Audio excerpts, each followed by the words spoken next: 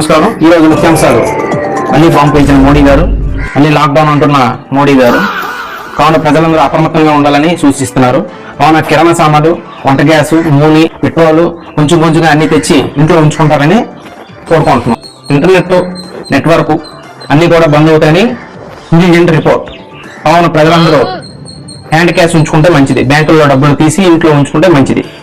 Iran USA మధ్య యుద్ధాన్ని శాంతింపజేయడానికి మన కేఏ పాల్ గారు 360 స్పీడ్తో తన ప్రైవేట్ బుల్లెట్ మీద ఇరాన్ చేరుకోవడం జరిగింది. దానికి ప్రజలందరూ కూడా చాలా హర్షం వ్యక్తం చేస్తున్నారు. Movie news. ఈ లాక్డౌన్ కారణంగా 2027లో వారణాసి రిలీజ్ అవ్వదేమో అని బాఫ్ ఫ్యాన్స్ విలువలాడిపోతున్నారు. ఇట్టి పరిస్థితుల్లోనూ 2030 కల్లా రిలీజ్ చేస్తున్నంటున్న జక్కన్న. Fox news.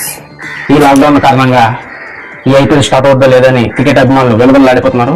అదే కనుక జరిగితే లాస్ట్ వీక్ జరిగిన ఐపీఎల్లో ఆర్సీబీ కప్ గెలిచింది. అదే వీడియోను మళ్ళీ 4Kలో రిలీజ్ చేస్తామని చెప్తున్న బీసీసీఐ. ఈ వీడియో మన ప్రజలందరికీ షేర్ చేయండి.